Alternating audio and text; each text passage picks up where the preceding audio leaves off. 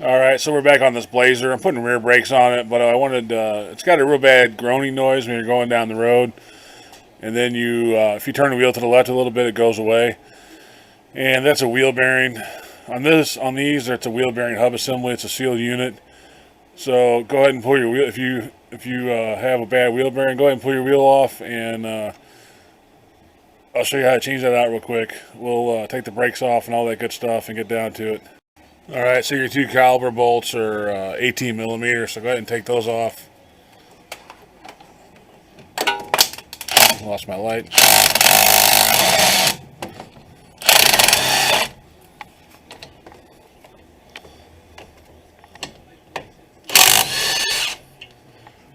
And then we'll pull these out, hang this caliper out of the way. Alright, once you get your rotor hung out of the way, and make sure you hang it, don't just let it dangle off by the brake lines. You want to get back here. There's 2 bolts to hold this caliper bracket on. This will hold your brakes in. I already took the bottom one out. There's one down here. I already took it out, and there's one right here. Both of them are 18 millimeter. Go ahead and remove those, and then this bracket will come right off, and then you can remove your rotor and get down to where we need to be.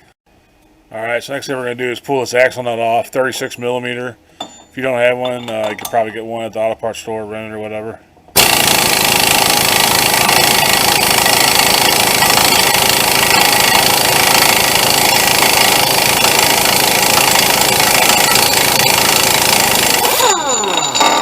The long one, this thing sticks way out. So get that nut off, and then we will have to disconnect this ABS. I'll have to file it up and find where it's connected. I can't remember anymore. I think it's up in the wheel well here. So we'll disconnect that next. And then you got 3 bolts to hold the hub on. Alright, so I'm going to get this ABS sensor off next, because that comes with the new hub. So you got a 10 mil right here, looks like a 13 mil there.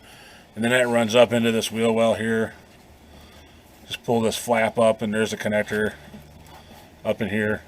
So should be pretty straightforward. 10.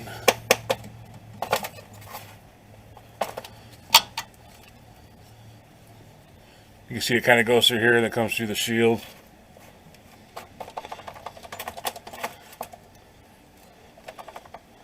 And of course, try and do this one-handed, not the easiest.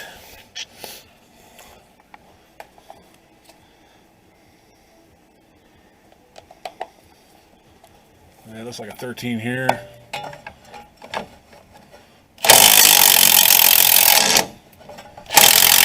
Alright, it's turning behind it. So anyway, I'll get that off, and then we'll, it's like it's got another one right here. They must really be proud of holding this thing in here. So there's another one right here we have to get off.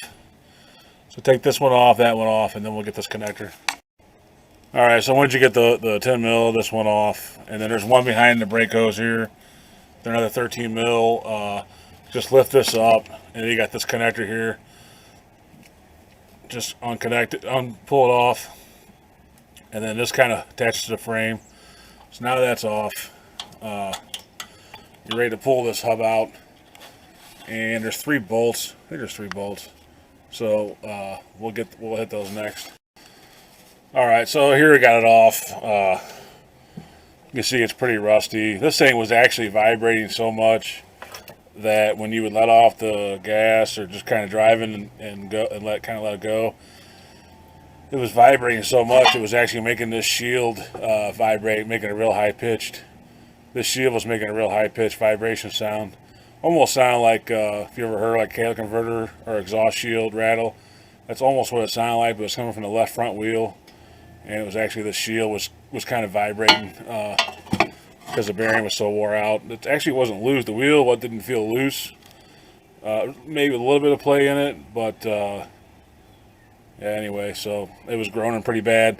Now when you take these out, there's 318 on these. This top one, there's the ball joint behind here. So I just loosen it. I loosen that up. I take the 2 at the bottom out, and on the top, I just loosened it up. You can get your socket stuck between the ball joint and the bolt if you do this one first, or if the other ones aren't tight. But if you do this one last and loosen it up and just kind of pull the hub out a little bit as you go, you won't have a problem with that. So anyway, that's taking it off. It's pretty straightforward. You know, it helps if you have power tools. So anyway, we'll go about setting the new one in here and getting it back together. All right, so before I put it all back together, I took a wire wheel and just kind of clean all the rust and gunk off of this thing. And then I like to go ahead and spray it down a little bit before you throw it back in there. There's a little rubber seal on the new bearing that kind of goes in this groove here, and I just like to clean it. I like to clean it up and grease it down before I throw it in there. So now we'll put it in there, orient it the right way. You know, your ABS sensors are going to be up here, and don't forget to put your plate back on before you put it on. You don't want to put it on and take it back off. So anyway, we'll go ahead and start setting this in and getting the bolt started. All right, so the new hub it only came with this bracket here. It didn't come with a new bracket for up here on the brake line, or the one back here that goes by the shock. So I took the old brackets off the old hub and reused them on this. It's not a big deal. But anyway, this is all routed. So at this point, we're just going to put the rotor back on the brakes and get the rest of it back together. All right, so I already put the axle nut on, got it tight, and then I got the rotor on, and I got this started. So you just stick this back up there at 218 mils, tighten those down, and then we'll move on to the rotor. All right, once you get your caliper bracket back on, you just hang your caliper back on 217s or 18 bolts, and that's pretty much it. Put your wheel back on.